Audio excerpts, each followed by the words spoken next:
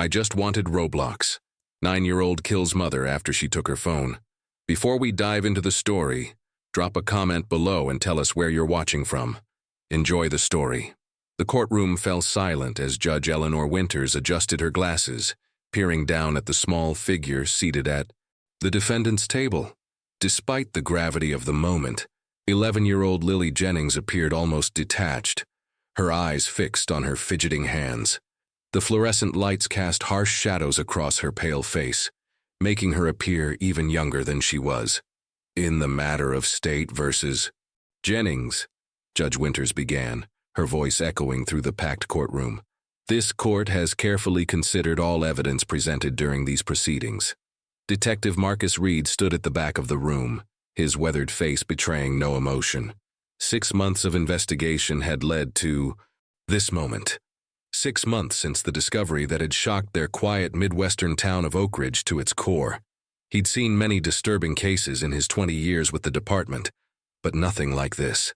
The gallery was a sea of tense faces, reporters scribbling frantically, neighbors who'd known the family for years, and a handful of grim-faced child psychologists who'd been called to testify. Conspicuously absent was anyone there to support Lily. Her father, James Jennings, had stopped attending after the 3rd day. The evidence presented demonstrates a disturbing pattern of behavior, the judge continued, her tone measured but heavy with the weight of her decision. After careful deliberation, this court finds the defendant responsible for the death of Catherine Jennings. A collective gasp rippled through the courtroom. A photographer's camera clicked rapidly, capturing Lily's unchanged expression. She didn't flinch, didn't cry. Her only reaction was a slight tightening of her small hands into fists. Given the defendant's age and the unique circumstances of this case, Lily Jennings will be remanded to the Westlake Juvenile Psychiatric Center for an indeterminate period, with mandatory psychiatric evaluation and treatment.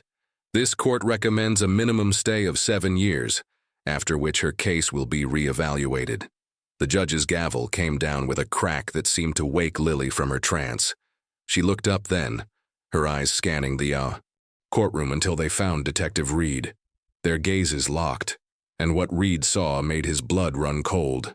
Not fear or sorrow, but something that looked disturbingly like satisfaction. As the bailiff approached to escort her out, Lily's face suddenly transformed. Tears welled in her eyes, her bottom lip trembled, and she let out a heart-wrenching sob that echoed through the now silent room. "I just wanted my mom to listen to me," she cried, her voice small and broken. The reporters leaned forward, cameras flashed, and even the judge's stoic expression faltered. The perfect picture of childlike devastation, except for one detail that only Reed seemed to notice. The tears never fell from her eyes. As Lily was led away, her shoulders slumped in apparent defeat.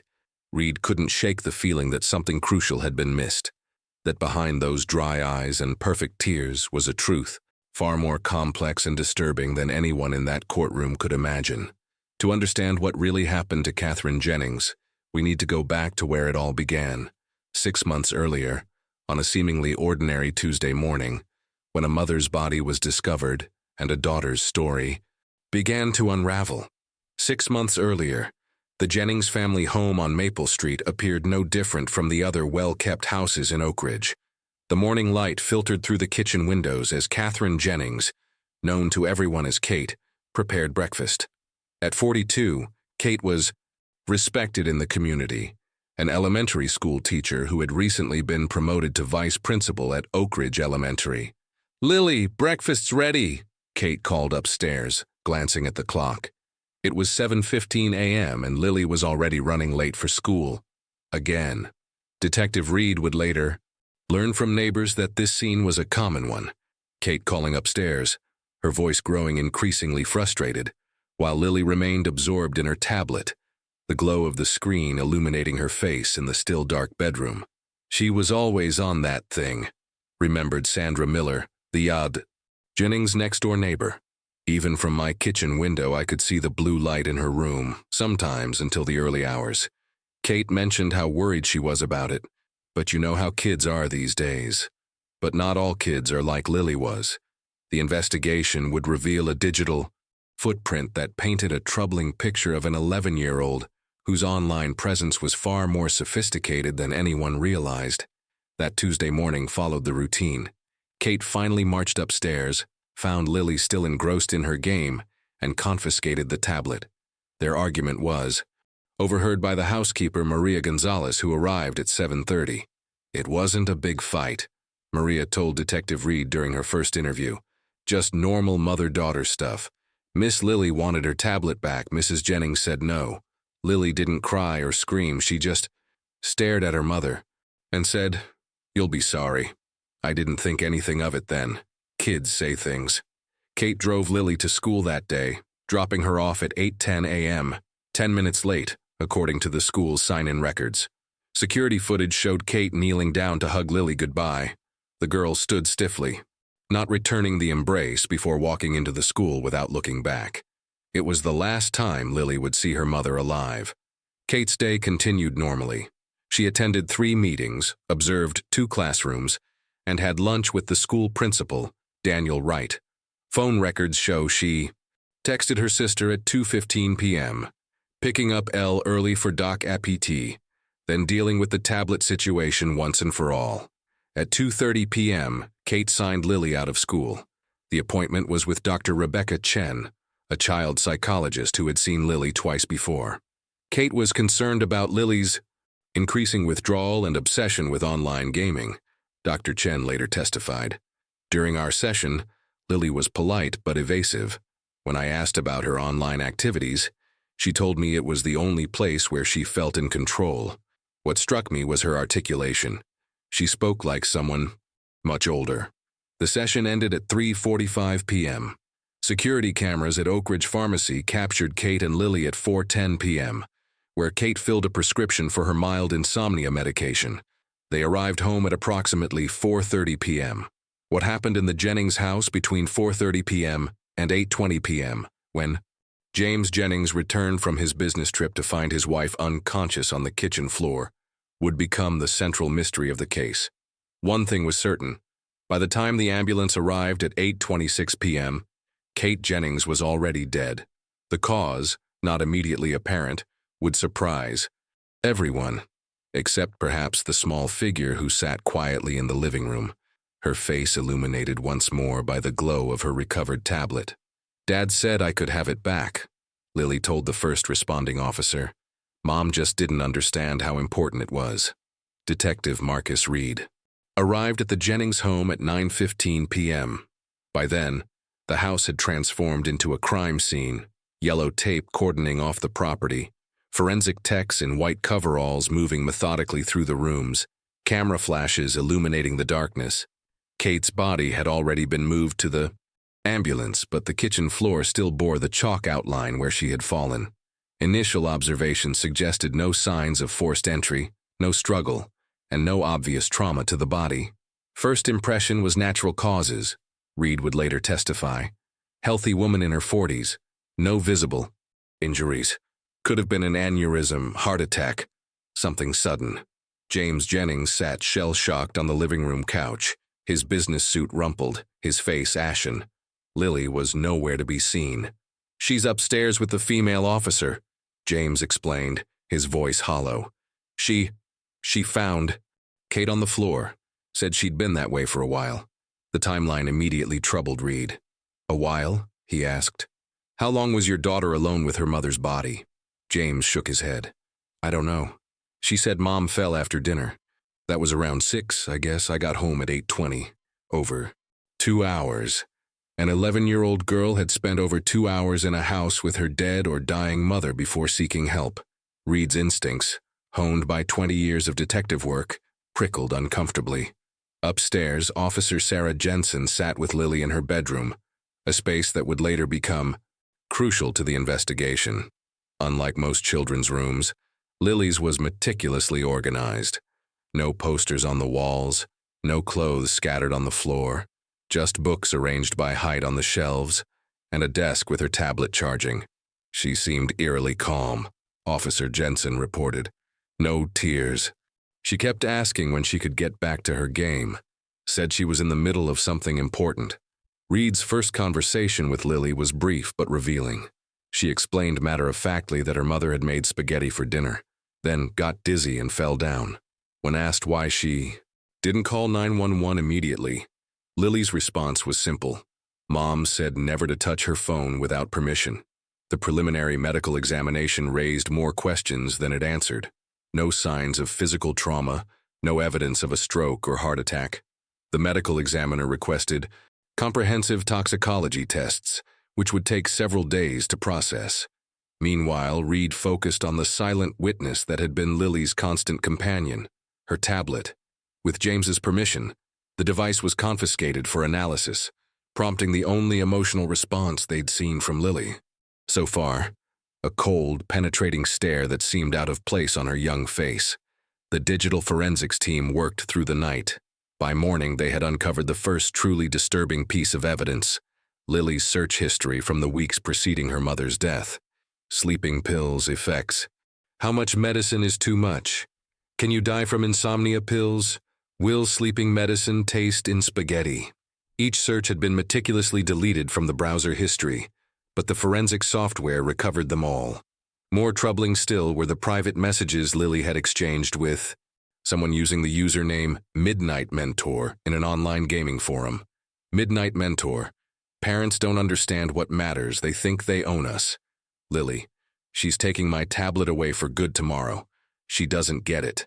Midnight Mentor. Sometimes you have to take control, be brave, do what's necessary.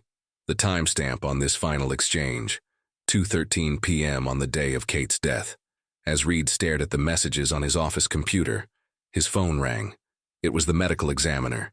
"Tox screen just came back," she said, her voice tense. Kate Jennings had nearly 5 times the normal dose of zolpidem in her system. That's not accidental, Reed. Someone deliberately put those pills in her food. Reed looked again at the recovered search. Will sleeping medicine taste in spaghetti? Who was Midnight Mentor? And what influence did they have on an impressionable 11-year-old girl? The digital trail was about to take a turn that nobody expected, leading investigators into the shadowy world where vulnerable children and predatory adults intersect in plain sight. The Oak Ridge police station buzzed with activity the morning after Kate Jennings's death was classified as a homicide. Detective Reed assembled a task force, bringing in specialists in juvenile crime and digital forensics. The case was unprecedented in their small town. A mother apparently poisoned, with all evidence pointing to her 11-year-old daughter. "We need to be absolutely certain," Chief Warren emphasized during the briefing. "This isn't just any suspect, this is a child." The investigation expanded outward like ripples in a pond. While the digital team worked to trace Midnight Mentor's identity, Reed focused on the human element, the people surrounding the Jennings family who might have noticed warning signs. His first stop was Oak Ridge Elementary, where Kate had worked for over a decade. Principal Daniel Wright received him in an office decorated with children's artwork and scholastic achievement awards. "Kate was beloved here," Wright said, his eyes red-rimmed from crying. "Students, parents, staff, everyone respected her. I can't fathom who would want to harm her." "What about Lily?" Reed asked. "Any behavioral issues at school?" Wright hesitated before sliding a folder across his desk. Kate was private about home matters, but these incident reports might interest you. The folder contained 3 disciplinary notes from the past 6 months. In February, Lily had been caught accessing the school's administrative system using a teacher's stolen password. In April, a classmate's parent complained that Lily had convinced their daughter to give her their lunch money for 2 weeks straight. Most recently, in May, Lily had created a fake social media profile of an unpopular teacher, causing significant distress. "We addressed each incident," Wright explained. Lily always appeared remorseful. Kate was mortified, of course. She mentioned Lily was seeing a therapist. Reed's next interview was with Emily Parker, Kate's closest friend and fellow teacher. She sat across from him in the station's interview room, twisting a tissue between her fingers. Kate had been worried about Lily for months, Emily revealed. The tablet obsession, the mood swings, the manipulation. Last week she told me she'd found disturbing drawings in Lily's desk, sketches of people sleeping or maybe dead. Emily's voice broke. Kate was planning to take Lily to a specialized child psychiatrist in the city. She'd finally convinced James it was necessary. James Jennings. The grieving husband had been staying with his brother since the night of Kate's death, while Lily remained in temporary foster care. Reed's interview with him revealed a father who had been largely absent due to frequent business travel. Kate handled the day-to-day parenting, James Dies admitted, staring at the floor of his brother's guest room. I knew there were issues with Lily, but I thought it was just preteen stuff. Kate didn't want to burden me with problems when I was traveling. When asked about Lily's tablet usage, James appeared uncomfortable. I probably undermined Kate sometimes, he confessed. When I'd come home from trips, I'd feel guilty for being gone, so I'd let Lily bend the rules. Let her stay up late gaming. Kate and I argued about it. The picture of the Jennings household was becoming clearer. A well-intentioned but absent father, a mother, increasingly concerned about her daughter's behavior, and a child retreating into a digital world where she found something the real world wasn't providing. But the most revealing conversation came from an unexpected source. Maggie Reynolds, the 16-year-old who occasionally babysat Lily. Lily wasn't like other kids I watched, Maggie explained, nervously glancing at her parents who had insisted on being present for the interview. She didn't want to play games or watch movies. She just wanted me to leave her alone with her tablet. But one night, maybe 2 months ago, she asked me this. Super weird question, Reed leaned forward. What did she ask you? She asked if I knew how to make someone sleep for a really long time, Maggie said, her voice dropping to a whisper. I thought she meant like a prank on her mom, so I laughed it off. But then she said something I can't stop thinking about since I heard Mrs. Jennings died. What was that? Reed prompted. She said, if Mom was asleep forever, Dad would stay home and I'd get to do whatever I want. It was the way she said it. So calm, like she was talking about the weather. Maggie wiped away a tear. I should have told someone. As Reed drove back to the station, his phone rang. It was the digital forensics specialist. Detective, we've been tracing Midnight Mentor's IP address, she said, excitement in her voice. We finally pinpointed the location of these conversations with Lily. Where? Reed asked, already pulling over to take notes. That's just it, she replied. The IP address traces back to the Jennings house. Detective, Midnight Mentor's messages came from inside Lily's home. The revelation that Midnight Mentor's messages originated from the Jennings home created a ripple of confusion through the investigation team. Initial theories centered on James, with speculation that he might have been manipulating his daughter. But timestamp analysis quickly eliminated this possibility. Many of the exchanges occurred while James was verifiably out of town. So who was behind the Midnight Mentor account? Chief Warren asked during the afternoon briefing. Reed spread the digital evidence on the conference table. The tech team is still analyzing, but they've confirmed the messages came from a device inside the house. Could be Kate's laptop, a separate tablet, even a smart TV. Anything capable of accessing the gaming platform. With this new information, the decision was made to bring Lily in for formal questioning.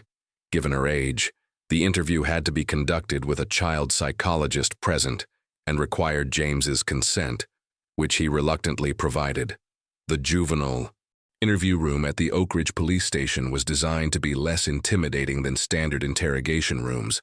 Softer lighting, comfortable furniture, even a few stuffed animals. But nothing could soften the gravity of the situation as Lily sat across from Reed, her face impassive. Dr. Rebecca Chen, who had been Lily's therapist, sat beside her, while a family court attorney observed from a corner. The recording equipment was discreetly positioned, capturing every nuance of what would become a pivotal conversation in the case. Lily, Reed began gently, we need to talk about what happened to your mom. For 30 minutes, Lily maintained the same story she'd told the night of Kate's death. Her mother had made dinner, felt dizzy, and collapsed. Lily hadn't called for help because she was scared and didn't know what to do. Then Reed changed tactics. Lily, we found your search is about sleeping pills, he said, watching her carefully.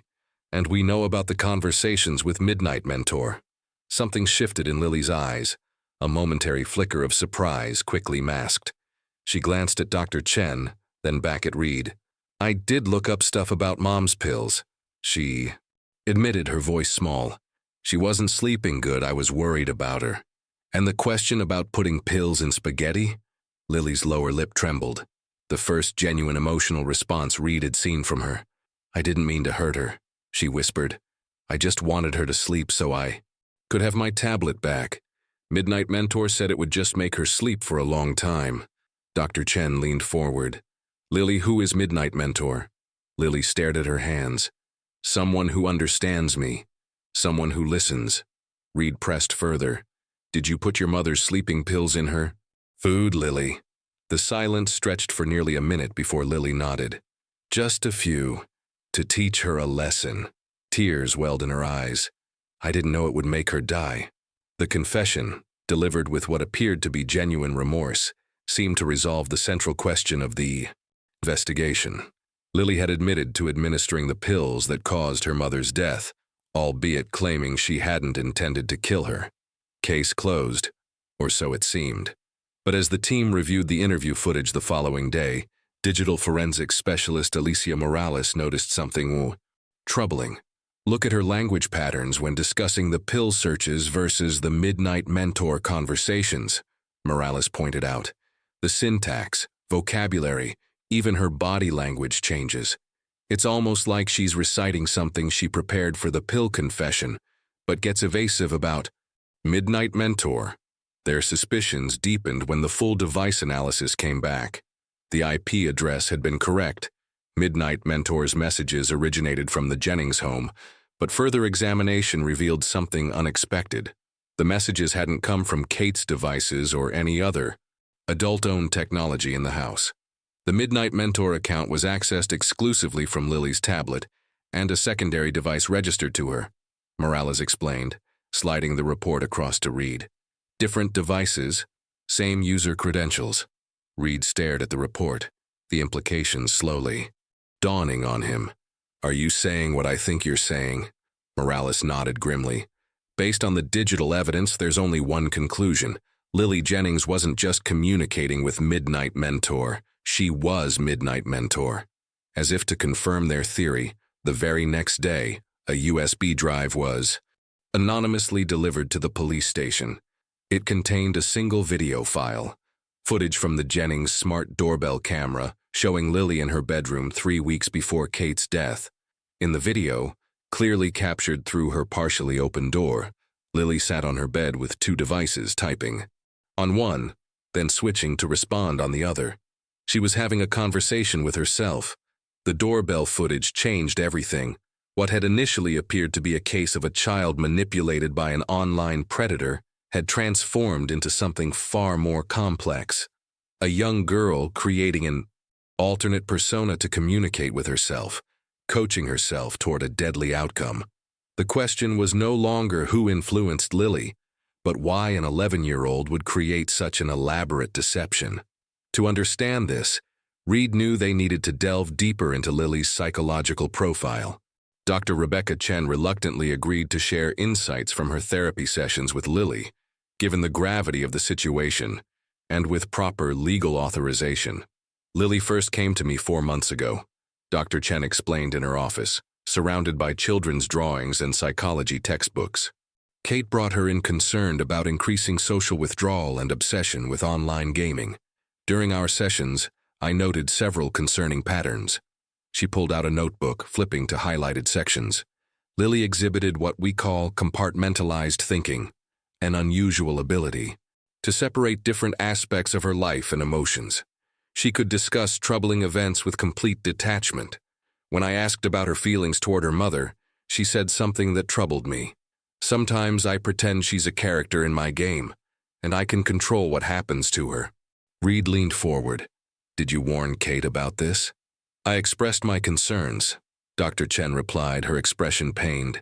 But I didn't see immediate danger signs of violence. Lily didn't have a history of hurting animals or physical aggression, the typical red flags. Her issues seemed to be more about control and emotional regulation. The investigation uncovered that Lily had been creating alternate personas online since she was 9.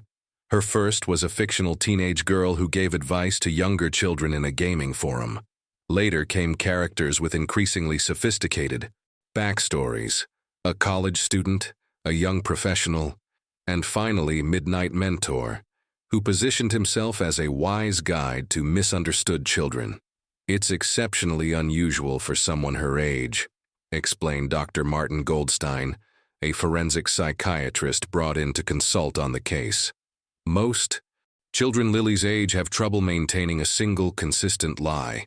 The level of planning, the different writing styles for different personas, the manipulation of her own emotions, these suggest cognitive abilities far beyond her years, paired with a profound emotional disturbance. Reed obtained a warrant to search the Jennings home again, this time focusing on Lily's room. Behind the meticulously organized bookshelf, they discovered a hidden journal. Its contents shocked even the seasoned detectives. The journal detailed Lily's careful planning over 3 months. Pages of calculations for medication dosages, notes on her mother's schedule and habits, and most disturbing of all, practice sessions for her reactions after Kate's death. Need to cry when Dad finds her, one entry read. Practice tears in mirror 10 minutes each day. Remember to breathe like this drawing of short choppy breath marks. Another page outlined her perfect scenario. After Mom is gone, 1. Dad will stay home more. 2. No more therapy. 3. Tablet whenever I want. 4. No one checking my accounts. What truly chilled Reed was the clinical detachment with which these notes were written, as if Lily were planning a science project rather than her mother's death. Meanwhile, tech specialists continued analyzing the Midnight Mentor account. They discovered that Lily had created an elaborate backstory, a 23-year-old college dropout who understood how parents try to control kids' minds.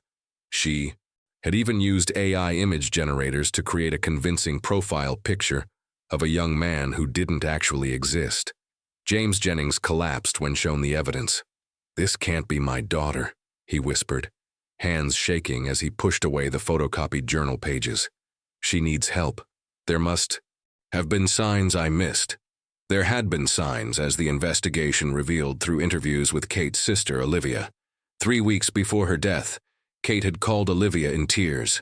"She told me she'd found disturbing search results on their shared family computer," Olivia recounted, her voice breaking.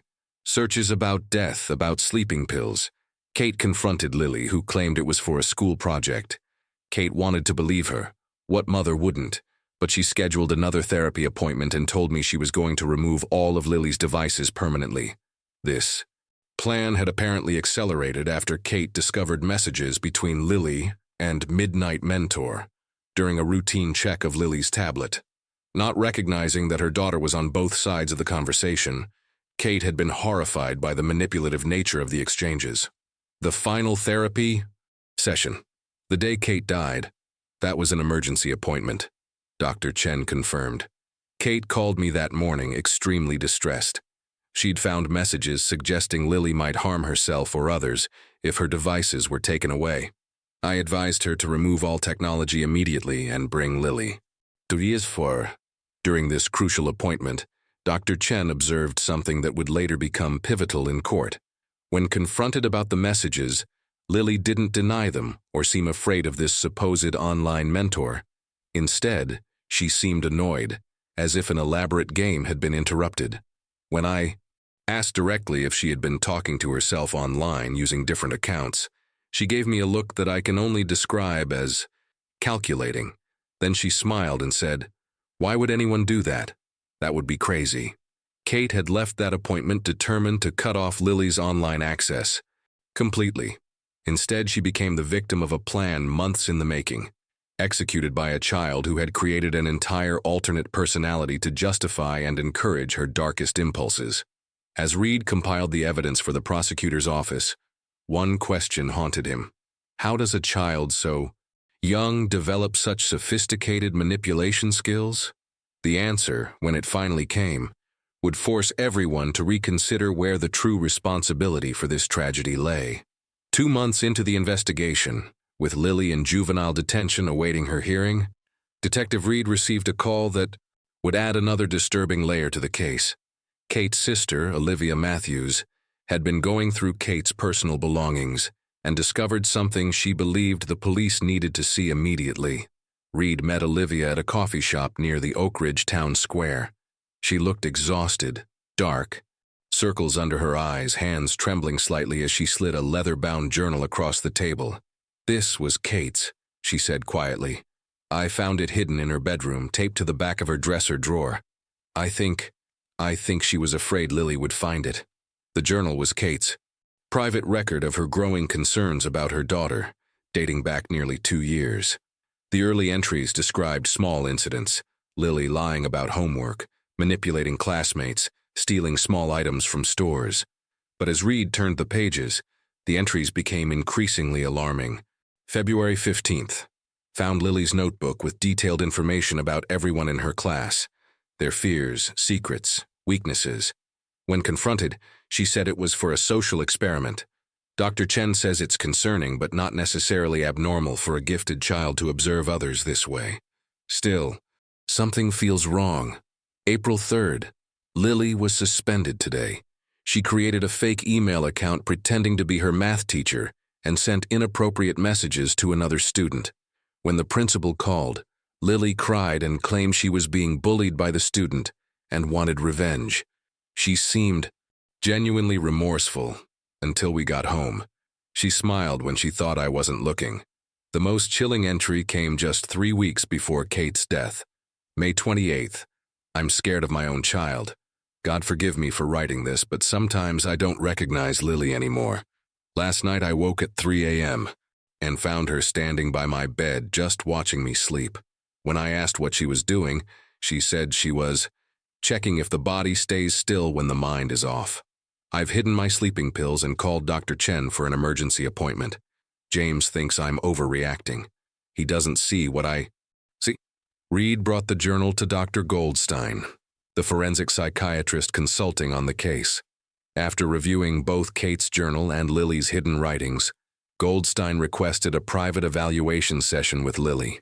Court permission was granted, and the session was conducted at the Juvenile Detention Center, recorded for both legal and clinical purposes.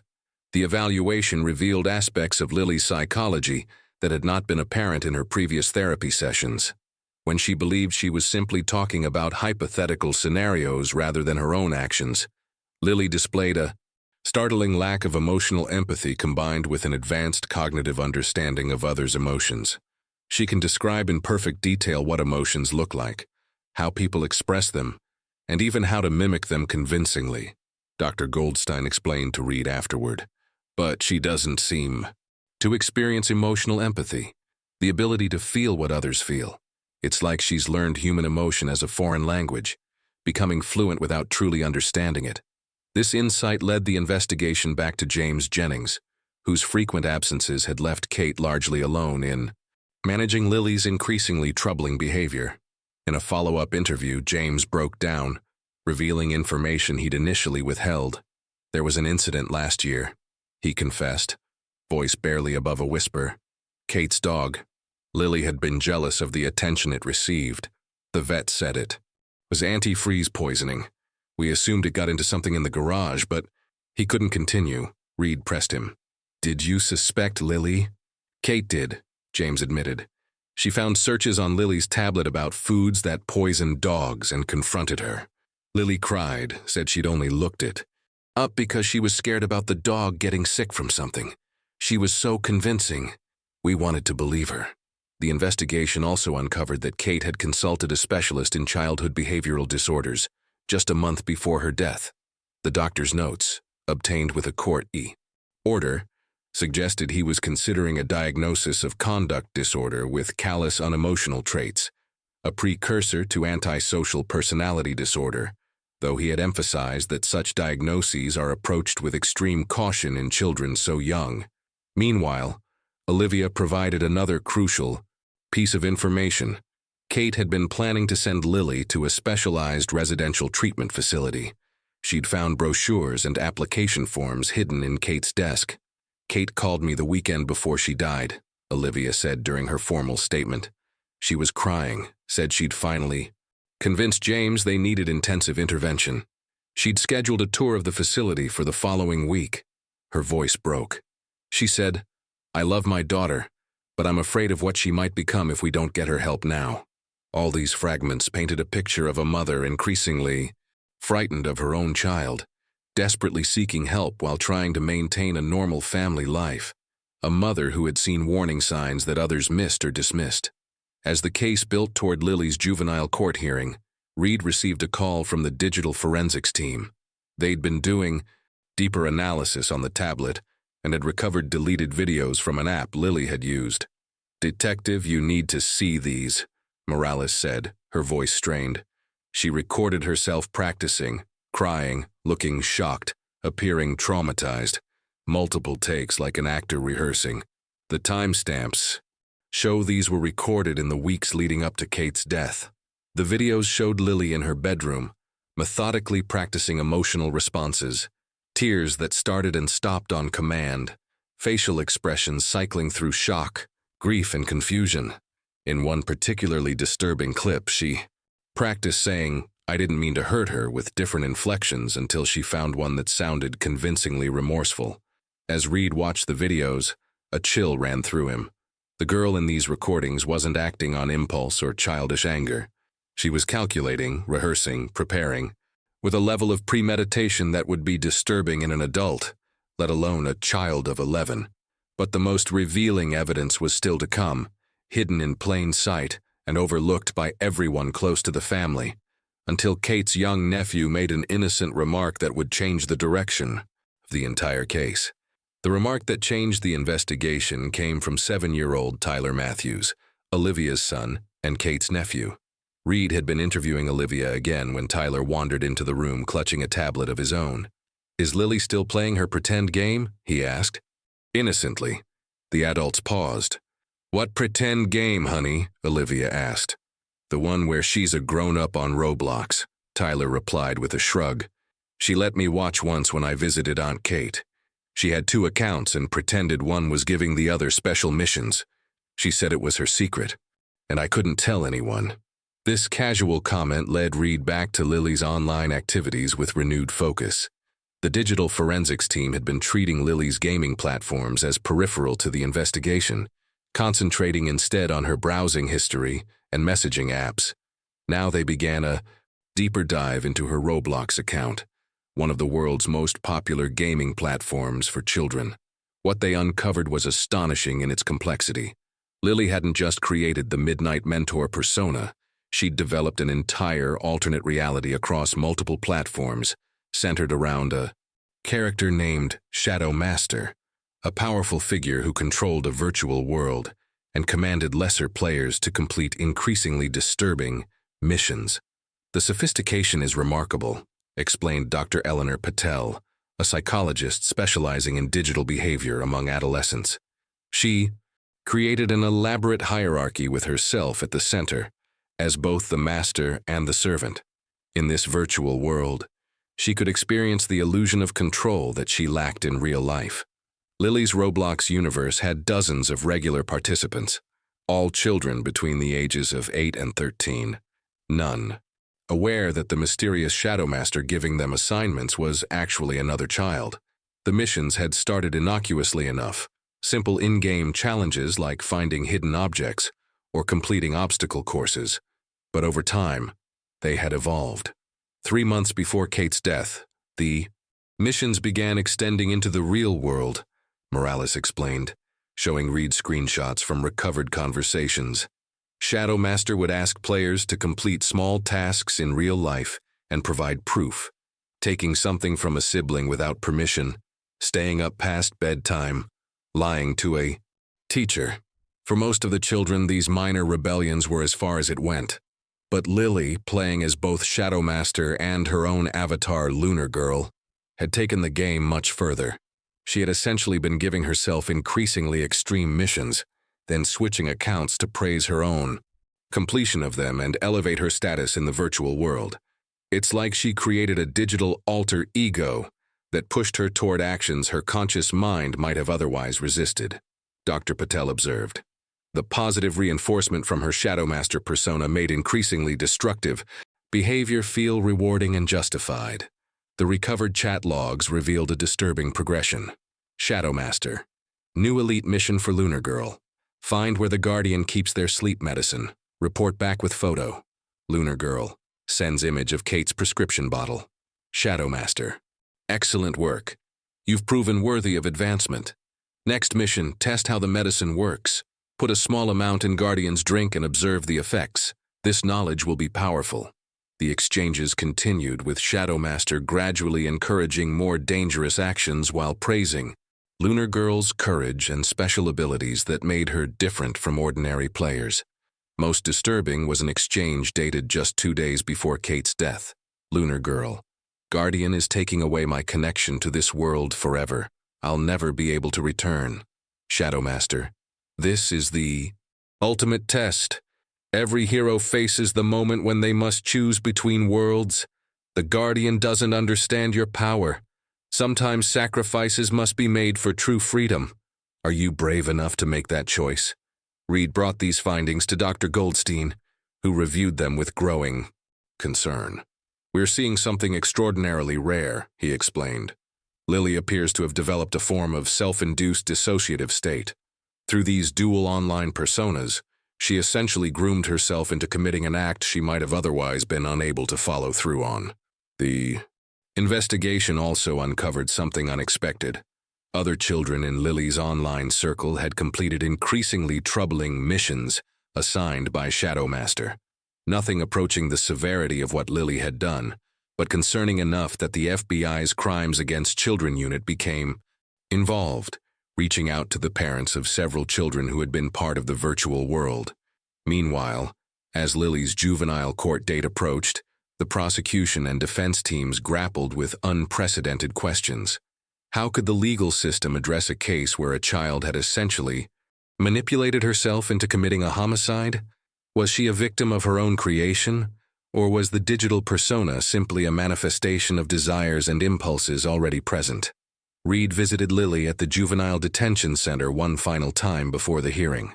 She sat across from him in a small meeting room, her face thinner than when he'd first met her, her eyes still unsettlingly alert. "I've been talking with the doctors here," she said before Reed could speak. "They say I have a dissociative condition. That Shadow Master wasn't really me." "What do you think, Lily?" Reed asked. Carefully, she tilted her head slightly, considering the question with unnerving maturity. "I think Shadow Master said things I was afraid to think, did things I was afraid to do." A small smile touched the corner of her mouth. "But it felt good to be powerful, even if it was just in the game." "And your mom?" Reed pressed gently. "Do you understand what happened to her?" Lily's expression shifted, and for a brief moment, Reed thought he glimpsed genuine grief. "Mom wanted to pull me out of the only world where I mattered," she said quietly, "where I was special." As Reed left the Tabi detention center, his phone buzzed with a text from Morales. "New development. Found video backup on cloud server. Looks like doorbell footage from inside the house. Day of Kate's death." The existence of this footage had been unknown to everyone, including Lily. Somehow, in her meticulous planning, she had missed one critical detail. Kate had installed an indoor security camera in the living room just weeks before her death, its cloud storage accessible only through her personal email. What that camera had captured would answer the final question that had haunted the investigation. From the beginning, when Lily administered the fatal dose of medication, had she truly understood what she was doing? The indoor security camera footage changed everything. Reed, Chief Warren, the district attorney, and the digital forensics team gathered in the station's conference room as Morales queued up the video on the large screen. The timestamp showed 5:47 p.m. on the day of Kate's death. The camera, discreetly mounted on a bookshelf in the Jennings living room, captured a partial view of the kitchen. Kate stood at the counter, preparing dinner, while Lily sat at the kitchen table, her tablet propped up beside her. The audio was faint but clear enough to hear their conversation. "Homework finished?" Kate asked, stirring something in a pot. "Yes," Lily replied without looking up. "All of it? Including the math problems Mrs. Winters assigned?" A pause. "I'll do those after dinner." "After?" Kate sighed. "Lily, we talked about this, homework first, then screen time." "I'm not even playing games," Lily protested. "I'm researching for science class." Kate wiped her hands on a dishcloth and approached the table. Let me see. The camera captured Lily's expression, a flash of annoyance. Quickly masked, she angled the tablet away. It's private. Nothing is private when it comes to your online activity, Kate said firmly. We've been over this. What followed was a tense back and forth, with Kate eventually taking the tablet despite Lily's protests. The camera caught Kate's face as she looked at the screen, her expression shifting from irritation to shock. Lily, what is this? She turned the tablet around, showing a page that wasn't visible to the camera. Why are you researching the effects of sleeping pills? And why are you still talking to this midnight mentor person? After we agreed you'd stop, Lily's response was eerily calm. It's for a science project. We're studying medicine. Don't lie to me. Kate's voice trembled with a mixture of anger and fear. This is exactly what Dr. Chen warned us about. These conversations are inappropriate and dangerous. That's it. No more devices, period. Not until we get intensive help. The footage showed Kate placing the tablet on a high shelf, then returning to the stove. Go upstairs and start your math homework. Dinner will be ready in 20 minutes. Lily didn't move immediately. She stared at her mother's back, with an expression that sent chills through everyone watching the footage. Cold, calculating, utterly devoid of the normal emotional responses one would expect from a child being disciplined. Finally, she stood. Can I have some water first? Of course, Kate replied, attention back on the cooking. The camera captured Lily moving to the refrigerator, filling a glass with water from the dispenser.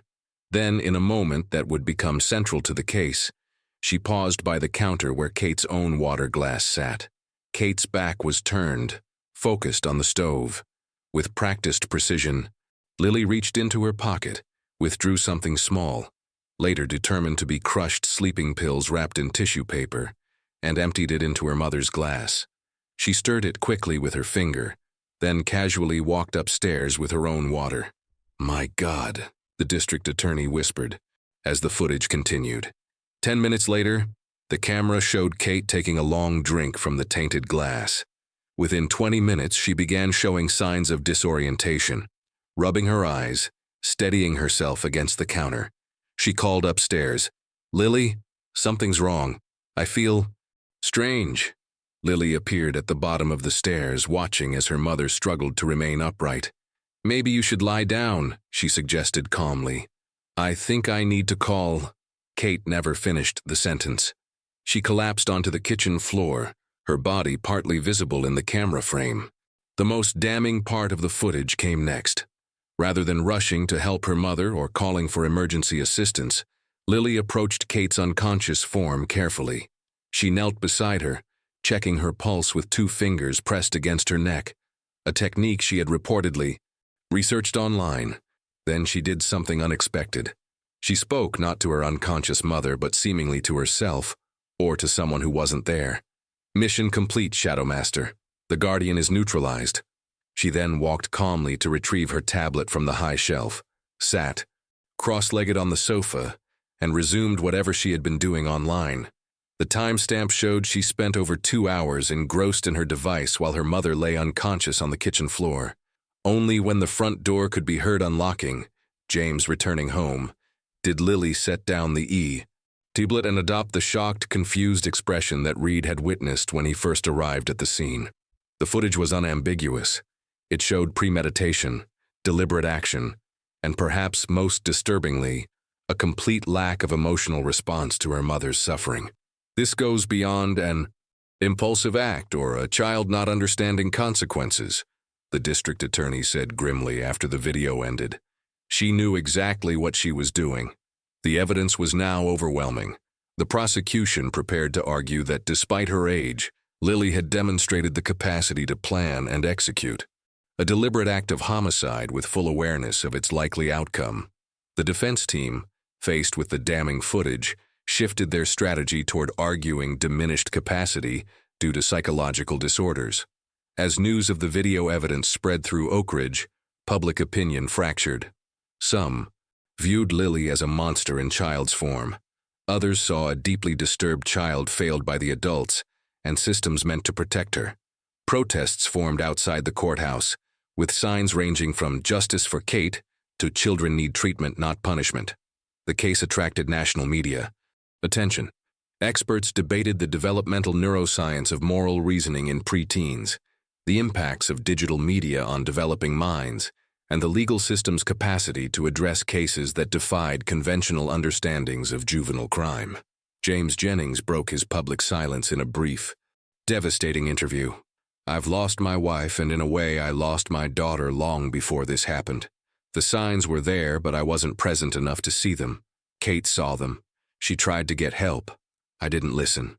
As the juvenile court hearing approached, Reed found himself increasingly troubled by one aspect of the case that remained unexplained: the sophistication of Lily's online personas, the manipulative tactics, the psychological understanding she displayed. These seemed beyond what even an exceptionally intelligent 11-year-old could develop independently. "She learned this from somewhere," he told Morales late one night, as they reviewed the evidence once more. "No child is born knowing how to manipulate others with this level of precision." This question led Reed back to the Jennings extended family and social circle, searching for influences that might have shaped Lily's disturbing capabilities. What he discovered in her family history would add yet another layer to the already complex case, a generational pattern that suggested Lily's behavior, while extreme, might not have emerged from nowhere. Reed's investigation into the Jennings family history began with a conversation with Olivia Matthews, Kate's sister. They met at a quiet cafe on the outskirts of Oak Ridge, away from the media attention that had descended on the town. "I've been thinking about something," Reed said carefully after they'd settled with their coffee. "Lily's behavior, the manipulation, the alternate personas, the lack of emotional response. In your experience, did you ever notice similar traits in other family members?" Olivia's hands tightened around her mug. "You're asking if this runs in the family." "I'm trying to understand how an 11-year-old developed such sophisticated manipulation tactics," Reed explained. "Children typically learn behavior patterns from somewhere." Olivia was silent for a long moment, conflict evident on her face. Finally, she spoke, her voice barely above a whisper.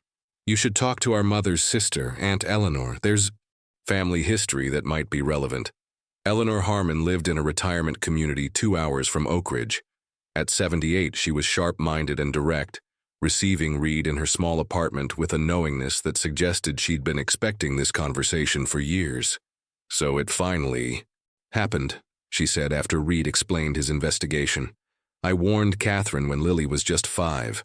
I saw the signs, the same ones I saw in her grandfather." The story Eleanor shared painted a disturbing multi-generational picture. James Jennings's father, Richard, had been a successful businessman with a reputation for ruthlessness. Behind closed doors, he'd been emotionally abusive to his family, manipulative, and completely lacking in empathy, though he could charm anyone when necessary. Richard was never diagnosed with anything. Men of his generation rarely were, Eleanor explained. But he displayed classic traits of antisocial personality disorder. James grew up walking on eggshells, never knowing which version of his father would be present. Eleanor produced a family photo album, pointing to a formal portrait of Richard Jennings, a handsome man with the same striking blue eyes as Lily. Look familiar? Lily inherited more than just his eyes. "Did James ever talk about his father's behavior?" Reed asked. "James spent his life trying to forget his childhood," Eleanor said. "He went in the opposite direction, became passive, conflict avoidant, absent. But he never addressed the trauma. And when Lily started showing similar traits to Richard, he couldn't face it. Kate saw it, though. She recognized the patterns from James's rare stories about his father. This new context shed light on the family dynamics. James's frequent business trips weren't just about career advancement. They were an unconscious avoidance of home life that triggered his own childhood trauma. Kate's increasingly desperate attempts to get help for Lily made more sense in light of her knowledge of the family history. Armed with this information, Reed consulted again with Dr. Goldstein, who confirmed that while personality disorders aren't directly inherited, Both genetic predisposition and environmental factors play significant roles. There's often a complex interplay between nature and nurture in these cases, Goldstein explained. A genetic vulnerability combined with certain environmental triggers and modeling can create the perfect storm. If Lily observed manipulative behavior from her grandfather during formative years, even infrequently, she might have internalized those patterns. Records confirmed that Richard Jennings had indeed spent considerable time with Lily when she was between 3 and 6 years old, often babysitting while Kate worked and James traveled. He had died when Lily was 7. The investigation also uncovered a disturbing incident that had never been reported to authorities. When Lily was 6, a cousin's pet hamster had died. Mysteriously, during a family gathering at Richard's home, Lily and her grandfather had been alone with the animal shortly before it was found dead. The cousin, now 16, told Reed that Richard had hushed up the incident, buying an identical replacement before anyone could ask questions. "Grandpa told me accidents happen and sometimes it's better not to upset people with the truth," the cousin recalled. Lily was there when he said it. She was watching him really carefully, like she was memorizing what he did. This mentorship in deception might have laid the groundwork for Lily's later behavior, providing a template that she refined through her digital personas. The case took another turn when the forensic analysis of Kate's laptop revealed she had been researching genetic components of personality disorders in the weeks before her death. Her browser history showed multiple visits to medical websites and academic papers on the heritability of antisocial traits. She had also been in contact with a specialized clinic that dealt with childhood-onset conduct disorders with genetic components. An email draft, never sent, addressed to James read, "I can't ignore the similarities anymore. The way she studies people, the calculated responses, the lies. It's exactly what you described about your father. We need to accept this isn't just a phase or typical pre-teen rebellion. The specialist believes early intensive intervention is our only chance to change her trajectory." These discoveries complicated the upcoming court proceedings. The defense team, upon learning of the family history, immediately filed motions to include this information as evidence of diminished responsibility. They argued that Lily had been genetically predisposed to her behavior, and further, influenced by her grandfather's modeling during critical developmental years.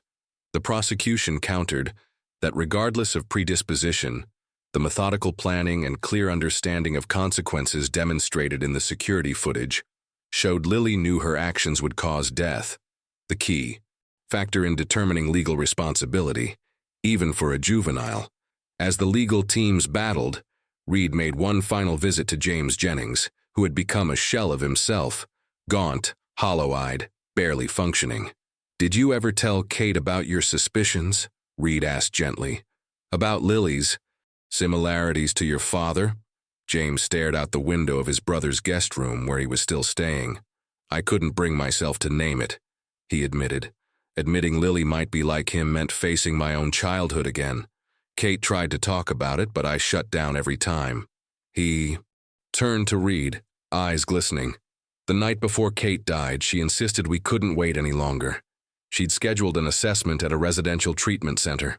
I finally agreed. One day too late," Reed said quietly. James nodded, a tear finally escaping. "If I'd listened sooner, if I hadn't been so afraid to see what was right in front of me."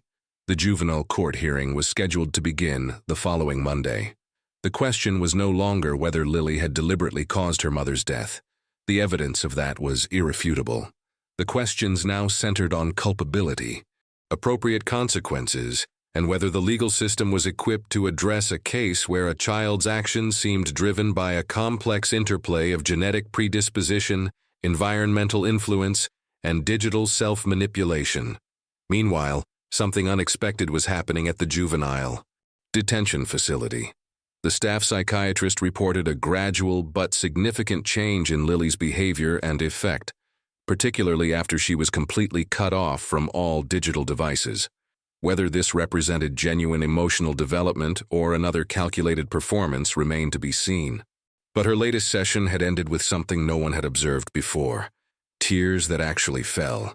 The juvenile court proceedings for Lily Jennings were unlike anything Oak Ridge had ever witnessed. The small county courthouse, typically quiet except for routine cases, was now surrounded by news, vans, protesters with competing messages, and security personnel trying to maintain order.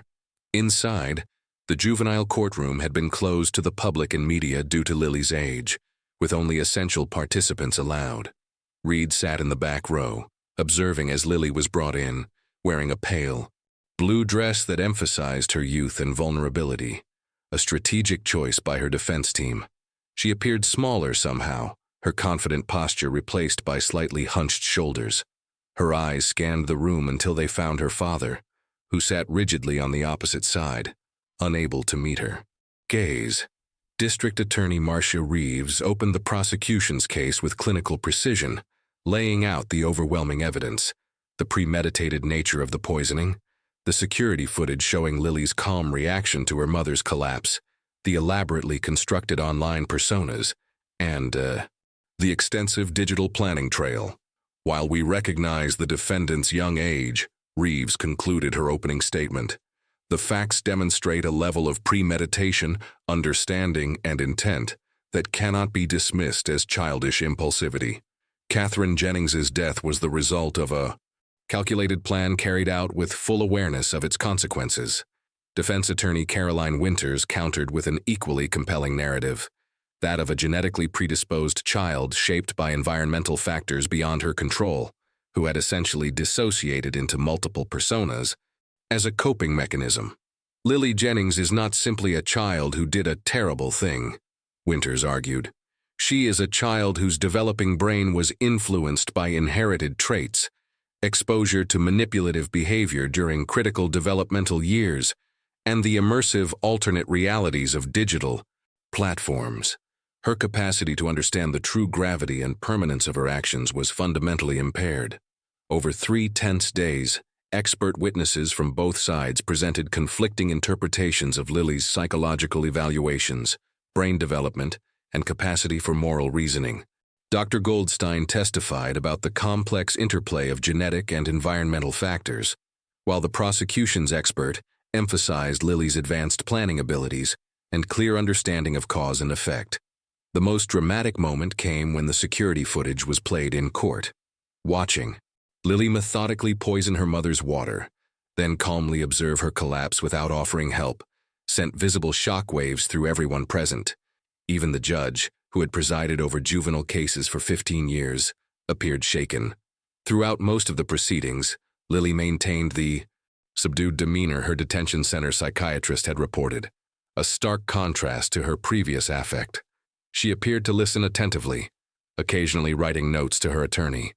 But when the security footage played, showing her declaring, "Mission complete, Shadow Master," after checking her unconscious mother's pulse, something shifted in her expression. A flicker of recognition, perhaps even shame, quickly masked. On the 4th day, James Jennings took the stand as a witness for the defense. His testimony was devastating in its raw honesty. "I failed my daughter," he said, his voice breaking. "I knew the family history. I saw the signs early on but couldn't bear to face them. When Kate tried to address Lily's behavior, I minimized her concerns, took business trips to avoid the tension at home. I left Kate alone to deal with something that frightened me too much to confront." When asked about his father's influence on Lily, James described specific incidents he had previously repressed. His father teaching Lily to lie convincingly when she was just 4, showing her how to manipulate others to get what she wanted, even praising her when she successfully deceived adults. "My father saw himself in Lily," James explained. "He called her his perfect little protégé. I should have protected her from him, but a part of me was still too afraid of him to intervene." The prosecution's cross-examination was pointed but respectful, establishing that despite this background, Lily had received consistent therapy, appropriate boundaries from her mother, and educational support, advantages that many troubled children never receive. As the hearing neared its conclusion, the court-appointed guardian ad litem recommended that Lily be committed to a secure psychiatric treatment facility specializing in juvenile cases until at least age 18, with regular evaluations to determine if and when she could safely return to society. This is not a typical case of juvenile delinquency, the guardian emphasized. Lily requires intensive therapeutic intervention in a setting that can address her specific psychological profile while ensuring public safety. On the final day, in an unexpected development, Lily's defense team announced she wished to make a statement to the court. After a brief consultation, the judge permitted it, with the caution that her words could impact the court's decision. Lily approached the podium, looking even younger than her 11 years. For several moments, she simply stood there, hands gripping the wooden edge, seemingly gathering her thoughts. When she finally spoke, her voice was quiet but clear. "I know everyone wants to know why I did it," she began. "The truth is, there are two answers. The Lily who's talking now didn't want my mom to die. I just wanted her to stop taking away my games and my tablet. That Lily thought the medicine would just make her sleep for a long time, like Sleeping Beauty." She paused, then continued with a subtle shift in her tone and posture, almost imperceptibly becoming someone else before their eyes. But Shadow Master knew better. He knew exactly what would happen. He'd researched the dosages, calculated how much it would take. He wanted her gone because she was going to separate.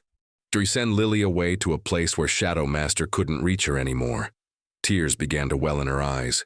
Real ones this time, according to those close enough to see. "The problem is, I don't always know which one is the real me.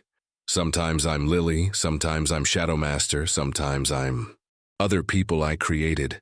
When Mom collapsed, part of me wanted to help her, but Shadow Master was stronger. He'd been getting stronger for a long time." Her next words sent a chill through the courtroom. "The doctors here say I have something called dissociative identity disorder with antisocial features. They say it's very rare in someone my age, but it explains why I can be different people. They think it started as a way to deal with the things Grandpa taught me that didn't fit with what Mom and my teachers said was right. I created people who could do and think things that Lily wasn't supposed to." She looked directly at her father for the first time. "Dad, I'm sorry. I know you can't forgive me. Mom was trying to get me help and I didn't let her." Her voice cracked. "The worst part is, now that I can't go online anymore, Shadow Master is quieter. Sometimes I can think clearly. And when I think clearly, I understand what I did." The courtroom remained silent as Lily returned to her seat. Her statement had been articulate, insightful, and deeply disturbing, displaying both a sophisticated understanding of her own psychology and a manipulative awareness of how such understanding might influence the court's decision. After final arguments from both sides, Judge Patricia Hendricks took 2 days to deliberate before delivering her ruling. The courtroom was tense as she read her decision. "This case presents unprecedented challenges for our juvenile justice system," she began. "The court is tasked with balancing multiple competing interests: the severity of the offense, the defendant's young age, public safety concerns, and the rehabilitative potential of a child whose brain and personality are still developing." She detailed the factors she had considered, including the premeditated nature of the act, the family's genetic history, the influence of the grandfather, and the digital personas that had facilitated escalating behavior. After careful consideration of all evidence and expert testimony, this court finds that Lily Jennings committed an act that would constitute first-degree murder if perpetrated by an adult. However, given her age and the complex psychological factors involved, I am ordering that she be committed to the Westlake Secure Psychiatric Center for Juvenile Offenders for an indeterminate period. The judge specified that Lily would receive intensive therapy, addressing her dissociative patterns and antisocial tendencies, with absolutely no access to digital devices or platforms. Her case would be reviewed annually, with the earliest possibility of transfer to a less restrictive setting at age 16. Contingent on significant therapeutic progress, any consideration of release would not occur before her 18th birthday and would require extensive psychological evaluation. As Lily was led from the courtroom, she passed close to Detective Reed. For just a moment, their eyes met, and Reed saw something in her expression that haunted him, a flicker of the calculated awareness he'd observed in the security footage, quickly replaced by the vulnerable child persona she'd maintained throughout the hearing. The case was officially closed, but for Reed and many others touched by the tragedy, questions lingered. Had they witnessed a genuine breakthrough in Lily's understanding of her actions, or another masterful performance?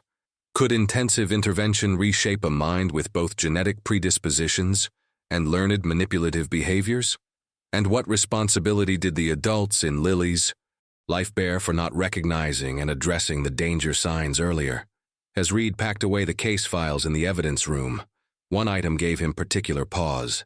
A school assignment of Lily's from 2 years earlier, titled, "Who I Want to Be When I Grow Up." Most children had written about becoming teachers, veterinarians, or astronauts. Lily's paper, written in perfect cursive, contained just one sentence. "When I grow up, I want to be whoever I need to be to get what I want." The Jennings case had officially concluded, but its ripple effects were just beginning, not only for those directly involved, but for parents, educators, and mental health professionals suddenly alert to warning signs they might previously have dismissed. Meanwhile, at Westlake Center, Lily began her intensive therapy program, gradually revealing layers of her fragmented psyche that would both confirm the court's decision and raise disturbing new questions about the nature of identity, responsibility, and rehabilitation. 6 months after Lily's commitment to Westlake Secure Psychiatric Center, Detective Marcus Reed found himself once again drawn into the aftermath of the Jennings case. His phone rang on a rainy Tuesday morning as he was reviewing files for a completely unrelated investigation. "Detective Reed, this is Dr. Vanessa Sharma from Westlake Center.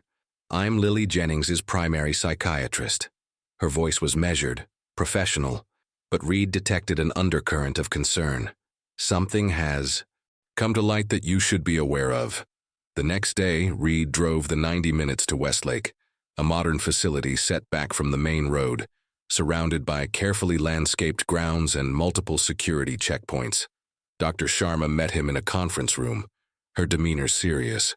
"Thank you for coming," she said after they'd settled. "Lily has been making what we would characterize as uneven progress. Some days she appears genuinely engaged in therapy, showing emotional responses that seem appropriate and authentic. Other days, she reverts to calculated behaviors, saying what she believes we want to hear, mimicking emotional reactions she's observed in others." Reed nodded. This pattern matched what he'd observed during the investigation and trial. 3 weeks ago, Dr. Sharma continued, we introduced a new therapeutic approach, art therapy combined with guided journaling. The goal was to provide Lily with nonverbal means of expressing herself, potentially accessing emotional content she's been unable to verbalize. She placed a folder on the table. These are some of Lily's recent drawings and journal entries. While reviewing them, our art therapist noticed something concerning. Reed opened the folder to find detailed sketches, surprisingly sophisticated for an 11-year-old, alongside journal pages written in Lily's meticulous handwriting. The drawings depicted various scenes from the Jennings household: Kate in the kitchen, James arriving home from a trip, Lily at her desk with her tablet. The journal entries described daily routines, conversations, minor conflicts, all rendered with the observational precision that had characterized Lily's earlier notebooks. "These seem retrospective," Reed observed. "She's documenting her home life before her mother's death?" "That was our initial assumption," Dr. Sharma replied. "Part of processing the trauma. But look at the dates she's assigned to these entries." Reed flipped back through the pages, noting the dates Lily had carefully written at the top of each entry. Most were from the weeks and months preceding Kate's death, but several were dated after Kate's death, during times when Lily had been in foster care or juvenile detention. "I don't understand," Reed said, looking up. "These describe interactions with her mother during periods when Kate was already deceased." Dr. Sharma nodded grimly. "Exactly. At first we thought it was confusion or denial, but the level of detail is remarkable. Specific conversations, meals Kate prepared, activities they did together, all supposedly occurring after Kate's death. Could she be fabricating these? Reed asked, creating an alternate reality where her mother is still alive. That was one theory. But then we noticed this. Dr. Sharma pointed to a sketch dated 3 weeks after Kate's death. It showed the Jennings living room from an unusual angle, high in one corner of the room. The detail was extraordinary, capturing even the pattern on the sofa cushions and the titles of books on the shelves. This perspective bothered me, Dr. Sharma explained. It's drawn as if viewing the room from above, not a natural viewpoint for someone sitting or standing in the room. Then I remembered something from your case files, the indoor security camera. Reed felt a chill, the one that captured the poisoning. Yes, this drawing is from that camera's exact perspective. Dr. Sharma turned to another page. And here's what really concerned us. This journal entry, dated 5 days after Kate's death. Reed read the entry, which described a seemingly ordinary morning routine. Kate making breakfast, reminding Lily about homework, a minor disagreement about screen time. But the final paragraph made his blood run cold. Mom doesn't know I can still see her through the eye in the corner. She thinks she's alone when she cries in the kitchen at night. She thinks no one watches her sleep. Shadowmaster says we should keep collecting information. Knowledge is power. She accessed the security camera footage, Reed said slowly, the implications sinking in. After her mother's death. Dr. Sharma nodded. That's our concern. The level of detail in these accounts suggests she was somehow viewing real footage, not just imagining scenarios. Reed immediately contacted the digital forensics team. Within hours, they confirmed a disturbing discovery. The Jennings home security system had been accessible via a mobile app. While the main account had been registered to Kate, a secondary user account had been created under the name System Admin, with login activity recorded from multiple devices, including Lily's tablet. She hacked her mother's security system. Chief? Warren asked incredulously when Reed reported back. Not exactly hacked, Reed explained. More likely, she watched Kate input the master password, then created her own admin account. The system was relatively simple, designed to be user-friendly rather than highly secure. Further investigation revealed that Lily had accessed the security feeds regularly, both before and after her mother's death. The system stored footage for up to 30 days in cloud storage, meaning that even while in detention, Lily could have been watching recordings of family life, including the days leading up to the murder and its immediate aftermath. This discovery led Reed to re-examine a detail that had seemed minor at the time. During her initial detention, Lily had repeatedly asked for her tablet, claiming she needed it for schoolwork. The request had eventually been granted for limited supervised use, supposedly for educational apps only. Now it appeared she may have used this access to continue watching her family through the security cameras, observing the aftermath of her actions with the same detached curiosity she'd shown throughout the case. Most disturbing was the revelation that the EE system included cameras Kate had installed without Lily's knowledge, in Lily's bedroom, the hallway outside her door, and even the bathroom she used. Based on the access logs, Lily had discovered these hidden cameras and, rather than confronting her mother, had used them to create a counter-surveillance system, studying when and how she was being monitored. It was a surveillance arms race, Reed explained to Dr. Sharma during their follow-up meeting. Kate was desperately trying to monitor Lily's concerning behavior, while Lily was simultaneously monitoring Kate's monitoring. This adds another dimension to Lily's psychology, Dr. Sharma noted. The journals suggest she derived a sense of power from this secret observation. She refers several times to watching the watchers and knowing what they don't know, I know. The implications for Lily's treatment were significant. What had initially been diagnosed as dissociative identity disorder with antisocial features now appeared potentially more complex, possibly incorporating elements of voyeuristic behavior and what Dr. Sharma termed surveillance-reinforced detachment, where constant observation of others through cameras had further diminished Lily's ability to connect emotionally with people as actual humans rather than subjects to be studied. With this new understanding, Reed requested permission to interview Tyler Matthews again, Kate's nephew, who had first mentioned Lily's pretend game on Roblox. Now 8 years old, Tyler met with Reed in a child-friendly interview room, his mother present throughout. "Tyler, you told me before about Lily playing pretend games," Reed began gently.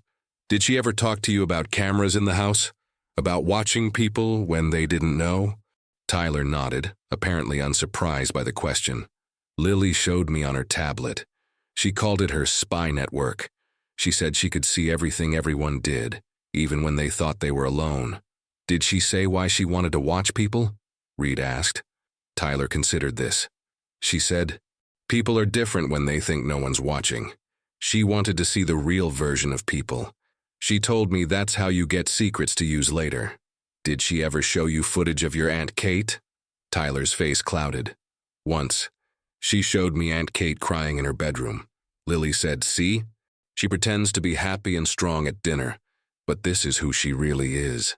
It made me feel bad, like we were doing something wrong by watching." This testimony, combined with the drawings and journal entries, created a more complete picture of Lily's behavior before the murder. She hadn't simply been a child addicted to online gaming. She had constructed an elaborate surveillance and information gathering system, collecting leverage and studying human behavior with the methodical approach of a much older individual. The case took another unexpected turn when James Jennings contacted Reed directly, asking to meet at a coffee shop halfway between Oak Ridge and the city where he'd relocated after selling the family home. James looked better than when Reed had last seen him, still thin, but less haunted, his eyes clearer. "I've been in intensive therapy," he explained, "trying to understand everything. My childhood, my father, my failure as Lily's father." He slid a small USB drive across the table. "I found this hidden in Lily's closet when I was packing up the house. I think you should see what's on it." The drive contained hundreds of video clips, all taken from the Jennings's security system, edited and organized into folders with labels like Mom's Lies, Dad's Secrets, and Weakness Catalog. Each clip showed moments of vulnerability: Kate crying while paying bills, James drinking alone after a difficult work call, their occasional arguments, moments of frustration with Lily herself. Some clips had been annotated with Lily's observations: uses alcohol when stressed, exploitable, cries when thinking about money, leverage point, they fight when tired, best time to make requests. Most chilling was a folder labeled simply Practice, containing videos of Lily herself performing various emotional responses: crying on command, appearing frightened, seeming remorseful, each practiced repeatedly until perfected. The final clip in this folder, dated just 1 week before Kate's death, showed Lily rehearsing a single phrase: "I didn't mean to hurt her. I just wanted her to listen to me." She repeated it with subtle variations in tone and expression, finally settling on the exact delivery she would later use in court. When Reed shared these findings with Dr. Sharma, she requested that the USB drive's contents be incorporated into Lily's treatment records. "This level of premeditation and emotional manipulation requires specialized therapeutic approaches," she explained. "But there's something else troubling me about these discoveries." "What's that?" Reed asked. "The surveillance expertise, the technical knowledge to create admin accounts, the sophisticated editing of these video clips. These skills seem advanced for a child Lily's age, even an exceptionally intelligent one." Dr. Sharma hesitated. "I'm beginning to wonder if there was someone else involved, someone who taught her these specific techniques." This question led Reed back to Richard Jennings, Lily's grandfather, whose influence had already been established. But Richard had been dead for 4 years, too early to have taught Lily the specific technical skills she'd demonstrated with the security system. As Reed dug deeper into Richard's background, however, he discovered something unexpected. Before his business career, Richard had worked briefly for a private security firm specializing in surveillance equipment. "The legacy continues," Reed murmured to himself, reviewing the employment records. The technical skills might not have come directly from Richard, but his obsession with monitoring and controlling others had clearly found fertile ground in his granddaughter's developing psyche. As Reed prepared to close the supplemental investigation, he received one final piece of information from Westlake Center. During a routine therapy session, Lily had casually mentioned something that sent immediate alarms through the treatment team. "I miss watching people," she had told her therapist. "But it's okay. There are cameras here too. I found most of them already."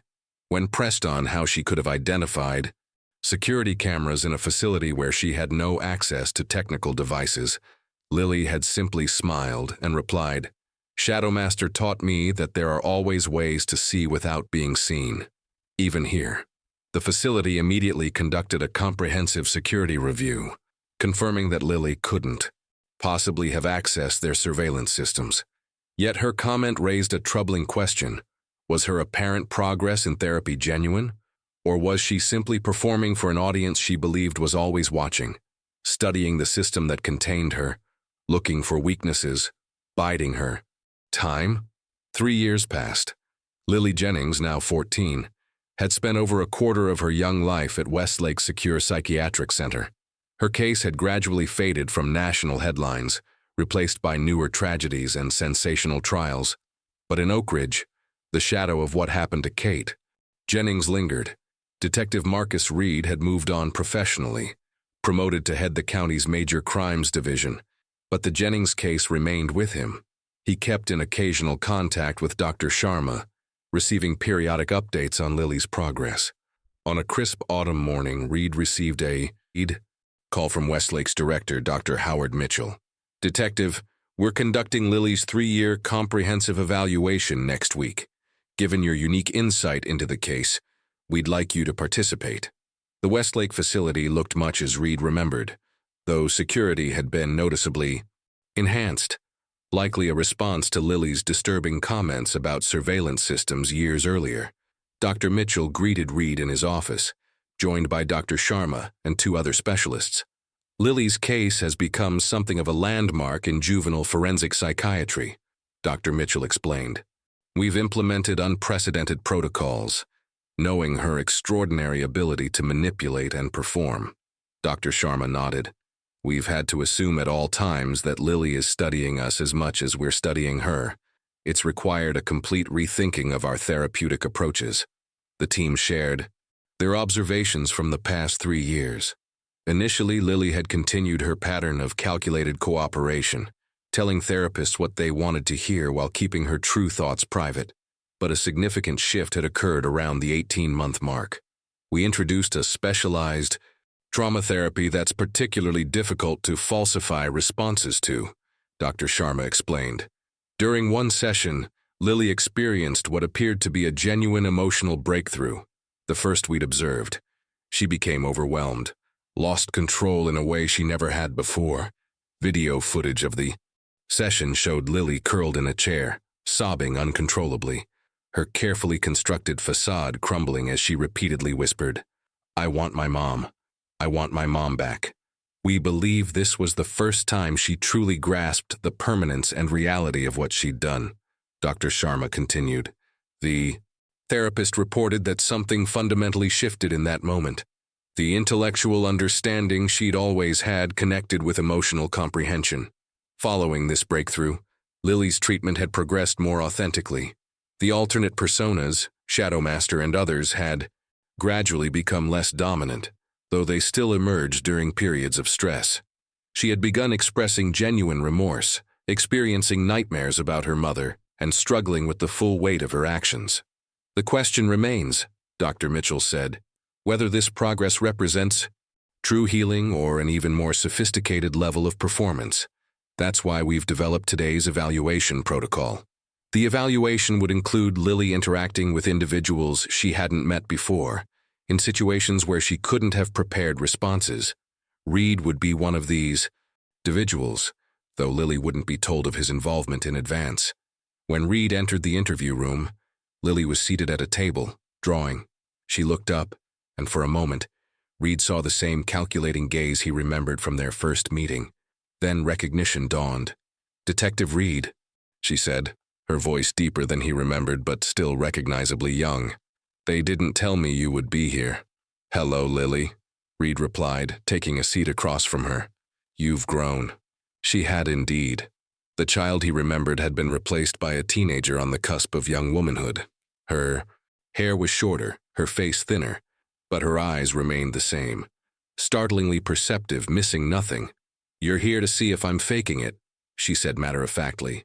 "If I'm really better or just pretending." Reed didn't deny it. "Are you?" Lily looked down at her drawing. A detailed sketch of the Westlake Gardens. "I used to think I could be whoever I needed to be in any situation. That was my superpower." She met his gaze directly. "It's exhausting, Detective. I don't want to pretend anymore." Over the next hour, Reed asked her direct, sometimes difficult questions about her mother's death, her online personas, the security camera footage. Her responses were thoughtful, often painful, occasionally defensive, but consistently authentic in a way he hadn't observed before. "Do you still hear from Shadow Master?" he asked toward the end. Lily hesitated. "Sometimes. Less often now. He's more like an echo. When I get scared or angry, I can feel him trying to take control again. But I'm stronger now. I know he's not real. He's a part of me I created to feel powerful when I was afraid." As Reed prepared to leave, Lily asked a question that caught him off guard. "Have you spoken to my dad?" "Not recently," Reed admitted. "He hasn't visited in almost 2 years," she said quietly. "I understand why. I wonder sometimes if he's okay." The vulnerability in her voice seemed genuine, a child wondering about a parent despite everything that had happened between them. It was perhaps the most normal, age-appropriate concern Reed had ever heard from her. The evaluation team met afterward to discuss their observations. The consensus was cautiously positive. Lily showed signs of genuine therapeutic progress, developing emotional regulation and empathy that had been absent before. Yet significant concerns remained about her potential for manipulation and what might happen if she were ever released back into society. As Reed drove home, he pondered the central question that had haunted this case from the beginning. Can someone fundamentally change who they are? Or was Lily's apparent progress just another performance, calibrated for a new audience with different expectations? The answer would begin to reveal itself in the coming months, through an unexpected communication that would reach Reed from the most surprising source imaginable, and force everyone involved to reconsider everything they thought they knew about the death of Katherine Jennings. The unexpected communication arrived on a rainy April morning, nearly 4 years after Kate Jennings's death. Reed was reviewing case files in his office when his assistant delivered a package that had been hand-delivered to the station. The package contained a single USB drive and a handwritten note. "Detective Reed, this belongs to Katherine Jennings. I believe you should see it. James." Reed immediately implemented security protocols for examining unknown digital evidence, having the drive thoroughly scanned before viewing its contents. When cleared, he discovered a single video file, dated 3 days before Kate's death. The video showed Kate sitting at her kitchen table, looking directly into what appeared to be her laptop camera. She looked exhausted, dark circles. Under her eyes, her normally neat appearance disheveled. "If you're watching this," she began, her voice steady despite her appearance, "something has happened to me. I'm creating this record because I'm afraid in my own home." Reed sat straighter, attention fully captured. "For the past year, I've been documenting Lily's behavior," Kate continued. "The concerning patterns, the manipulation, the lies. I've consulted 4 different specialists. They all see the same thing, traits consistent with emerging antisocial personality disorder. But knowing the diagnosis hasn't made living with it any easier." She took a deep breath. 3 days ago, I found something disturbing on Lily's tablet. Searches about sleeping pill dosages, effects of overdoses. When confronted, she claimed it was for a science project. I didn't believe her. I've removed all her devices and scheduled an emergency therapy appointment. Kate leaned closer to the camera. "Here's what I need to say clearly. If anything happens to me, especially if it appears accidental or self-inflicted, investigate thoroughly. I'm not suicidal. I'm not careless with medication." She described her plan to enroll Lily in a residential treatment program, showing the acceptance letter she'd received just that morning. "James has finally agreed. We're telling Lily tomorrow. I've already removed my prescription medications from the house as a precaution. This detail immediately caught Reed's attention. According to the investigation, the sleeping pills used to poison Kate had come from her own prescription bottle. If she had removed them from the house, how had Lily accessed them? Kate's final words were eerily prophetic. I love my daughter, but I'm afraid of what she might be capable of. I hope I'm being paranoid. I hope this video is never needed, but if it is, please make sure the truth comes out, whatever that may be. The video ended, leaving Reed with a chilling question. If Kate had removed her medications from the house, where had the fatal dose come from?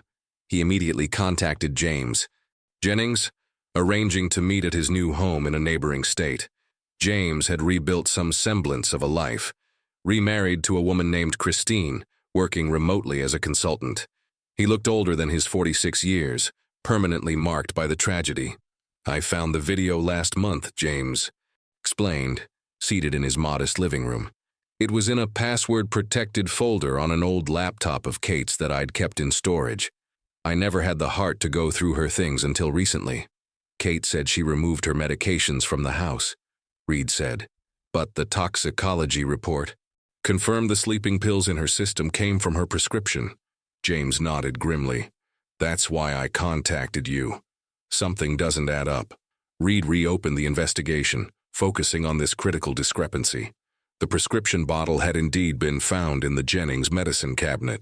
During the initial evidence collection, pharmacy records confirmed Kate had refilled her prescription 5 days before her death, 30 tablets of Zolpidem, a common sleep aid. The bottle found at the scene contained 22 pills, consistent with normal usage, minus the estimated fatal dose. But if Kate had removed the medications as she claimed in her video, how had they returned to the house, and who had brought them back? The answer emerged from an unexpected source. Christine, James's new wife, had been listening to their conversation from the kitchen. She hesitantly joined them, clutching a stack of letters. I think you should see these, she said softly, placing them on the coffee table. Lily has been writing to James for the past year.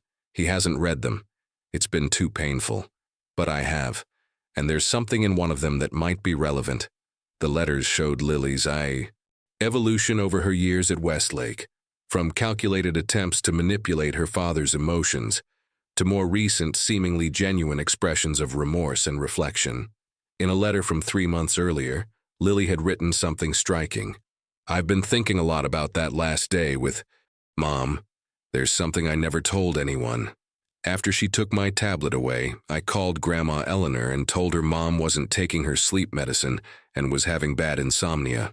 I knew Grandma would call Mom and insist on bringing over her own pills to help. Grandma always kept the same prescription. I knew exactly where she put them in her purse. Reed immediately requested an interview with Eleanor Harmon, now 81 and living in an assisted living facility. Though her memory was somewhat clouded by age, she confirmed receiving a call from Lily the day of Kate's death. Lily said Katie hadn't slept in days, Eleanor recalled. She sounded so worried I drove over that afternoon with some of my own sleeping pills. Katie seemed surprised to see me, said she was managing fine without medication, but I insisted on leaving them just in case. I remember Lily watching from the doorway as I put them on the kitchen counter. This new information fundamentally altered the understanding of the case. Lily hadn't simply found and used Kate's medication. She had orchestrated its return to the house through her grandmother after Kate had deliberately removed it. The level of planning was even more sophisticated than originally thought. Reed brought this information to Dr. Sharma at Westlake. She received it with a troubled expression. Lily has never mentioned this detail in therapy, she said. It suggests an additional layer of premeditation we hadn't accounted for. I'll need to address this with her. As Reed was leaving Westlake, he encountered Dr. Mitchell in the parking lot. The facility director seemed distracted, troubled. Detective, since you're here, there's something else you should know, he said hesitantly. We've had an incident with Lily. Yesterday, one of our newer staff members discovered her in an unauthorized area, specifically our security monitoring room. What was she doing there? Reed asked, alarm rising. She claimed to be lost, Dr. Mitchell replied, but the technician reported that when he found her, she was studying the camera system with remarkable interest. He had stepped away from his station for just a moment, but he didn't need to finish the thought. The implications were clear. Even after 4 years of intensive therapy and apparent progress, Lily's fascination with surveillance and control remained. As Reed drove back to Oak Ridge, he couldn't shake a growing certainty that despite years of treatment, multiple breakthroughs, and seemingly genuine remorse, something fundamental remained unchanged in Lily Jennings. The question now was whether that unchangeable core would remain contained within Westlake's secure walls, or whether someday it might find its way back into the world. The answer would come sooner than anyone expected, through a sequence of events that would bring the case full circle and reveal the final devastating truth that Lily had kept hidden from everyone, including herself. 5 years to the day after Catherine Jennings's death, Detective Marcus Reed received an urgent call from Dr. Vanessa Sharma at Westlake. Her voice was tense, controlled, the voice of someone delivering news they've rehearsed, but still dread sharing. Detective Lily has requested to speak with you. Specifically you, no one else. She says she has something to tell you about her mother's death. Reed made the drive to Westlake that afternoon, his mind cycling through possibilities. At 15, Lily was approaching the age when her first formal reevaluation for potential transfer to a less restrictive facility would occur. Was this some calculated move to influence that process? When he entered the meeting room, Lily was waiting.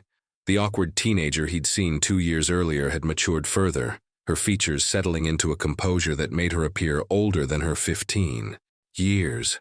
She wore her facility uniform, simple khaki pants and a blue polo shirt, and her hair was pulled back in a neat ponytail. "Thank you for coming," she said, her voice steady. "I know you must be wondering why I asked for you." "I am curious," Reed acknowledged, taking the seat across from her. "It's because you were the only one who never underestimated me," she replied simply. "Not even once. You always saw clearly." There was something different about her demeanor, a stillness, a presence that hadn't been there before. She seemed neither the calculating child who had methodically poisoned her mother, nor the confused, fragmented teenager who had cycled through therapeutic breakthroughs and regressions. "I've spent 5 years in therapy," Lily continued. "Thousands of hours talking about what I did, why I did it, how I felt about it. But there's something I've never told anyone. Not the doctors, not my father, not even myself, really. Not until recently." She folded her hands on the table, her knuckles whitening slightly. "I've been having dreams, vivid ones about the day my mother died. At first I thought they were just nightmares, my brain processing guilt. But Dr. Sharma says they might be memories my conscious mind blocked." Reed remained silent, waiting. "Everyone believes I poisoned my mother because she was taking away my devices, because she was going to send me to a residential facility." Lily's voice remained steady, but something flickered behind her eyes. "That's what I believe too, but it wasn't the whole truth." She took a deep breath. "Detective Reed, I remember now why I really did it. Mom found something on my tablet that I never told anyone about. Something worse than the searches about sleeping pills." "What did she find?" "Lily?" Reed asked quietly. "Messages between me and someone online. Not one of my alter egos, but a real person. An adult man. He called himself Coach and said he mentored special children like me." Her voice finally wavered. "He'd been contacting me for months on a private server. Mom found our conversations that day. Things he wanted me to do, things he'd sent me, plans for us to meet." The implication was clear and sickening. Reed carefully kept his expression neutral. "Was this person the one who suggested hurting your mother?" Lily shook her head. "No. When Mom found the messages, I'd never seen her like that. She called the police immediately, reported him. She showed me his real identity she'd uncovered. He wasn't who he claimed to be. He had done this before, to other children. The pieces were falling into place, a critical context missing from the entire investigation. Your mother was protecting you. Yes, Lily whispered, and I killed her for it. Not because she was taking away my games or tablet. I killed her because she found out about Coach because she was going to make everything public, involve the authorities. He convinced me it would ruin my life, that people would blame me, that I'd be taken away. She looked up, her eyes clear and direct. I created Shadow Master after that, a powerful protector who could do things Lily couldn't. I split myself in two because I couldn't face what I was planning. But the truth is, I poisoned my mother because a predator convinced me it was the only way to protect myself. Reed felt a chill as the full picture finally became clear. Why tell me this now, Lily? Because they found him, she said simply. Last month, the FBI arrested the man who called himself Coach. They found evidence of his communications with dozens of children. When Dr. Sharma told me, these memories started coming back. Reed verified this information after the meeting. Indeed, federal authorities had arrested a man named Robert Winters, a former teacher who had used gaming platforms to groom vulnerable children. His methodology matched exactly what Lily had described, identifying isolated, intelligent children and slowly manipulating them into increasingly disturbing behavior. In light of this revelation, Lily's case was quietly reevaluated. While it didn't excuse her actions, she had still deliberately poisoned her mother. It provided crucial context for understanding how a child could have been driven to such an extreme act. James Jennings was informed of this development. After years of keeping his distance, he finally agreed to resume contact with his daughter, beginning with supervised visits at Westlake. As for Detective Reed, the case that had defined much of his career was finally, truly complete. The mystery at its heart hadn't been about how or even why Lily had killed her mother, but how a child's vulnerability had been weaponized, first by an online predator, then by her own fractured psyche, creating increasingly sophisticated mechanisms of denial and displacement. Lily remained at Westlake, her treatment now incorporating this critical new understanding of her trauma. Her prognosis, according to Dr. Sharma, remained guarded but more hopeful than before. With the final piece of the puzzle in place, Dr. Sharma explained during their last conversation about the case, Lily can finally integrate the fragmented parts of herself, not just the personas she created, but the memories she suppressed. It's a long road ahead, but for the first time, I believe she's truly walking it. 6 months later, Reed received a letter from Lily. It contained just a few lines. Detective Reed, I wanted you to know that I'm working with the FBI now, helping them understand how predators like Coach operate online. If my experience can prevent another child from being manipulated as I was, perhaps some small good can come from all this tragedy. My mother would have wanted that. Lily Jennings. Attached was a sketch, not of surveillance cameras or crime scenes, but of a simple garden bench beneath a flowering tree. At the bottom, she had written, "The view from my window. Not watching anyone, just learning to see the world as it is." In a system designed to balance punishment and rehabilitation, Lily Jennings remained an enigma, a cautionary tale of digital age predation and psychological fragmentation, but also possibly a testament to the human capacity for change, even after the most profound brokenness. The case was closed, but its lessons would continue to reverberate through the lives of everyone it had touched, a reminder that in an increasingly connected world, the most dangerous predators are often those we invite into our homes without realizing it, and that the human mind, especially a developing one, can be both remarkably resilient and terrifyingly vulnerable.